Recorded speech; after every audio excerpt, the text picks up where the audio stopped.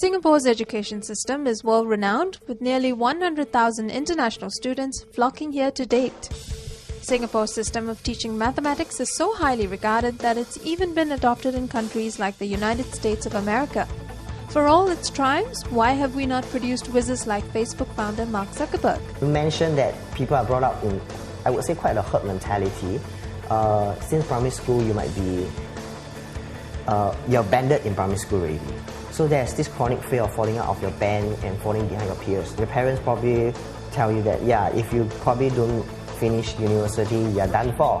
Our education system is already structured to produce great workers for the big companies. You know, the banks, the big technology firms, but things are changing so fast now that we need a more risk-tolerant bunch of graduates to come out. The educational system is so safe that the need to create something new is actually, there's no need for it, right? You only get, it's very kind of ABC. You're like, if you learn this, that's all I know. It's like A, I know A. If you learn B, you learn B.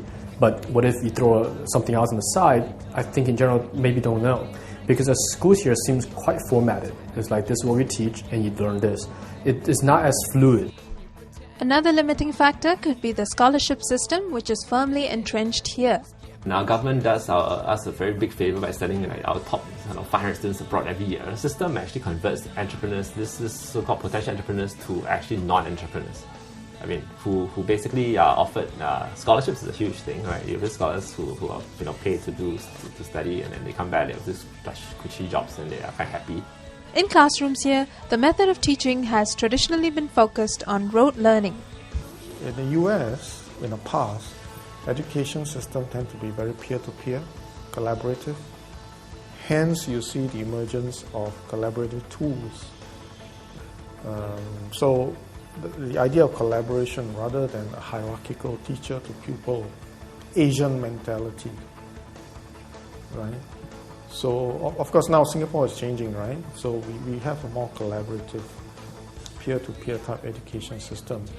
However, things are set to change. The education system in Singapore now provides alternative routes, such as the International Baccalaureate Diploma and the True Train program. The International Baccalaureate Diploma is an alternative route to the GCE A-levels and involves a project-based curriculum. The True Train program allows students to skip the O-levels and sit for the A-levels directly after 6 years of study, thus giving students more time to pursue projects and develop their interests. The government is also pushing to develop the spirit of entrepreneurship through government bodies like Spring Singapore that provides funding and advice to startups.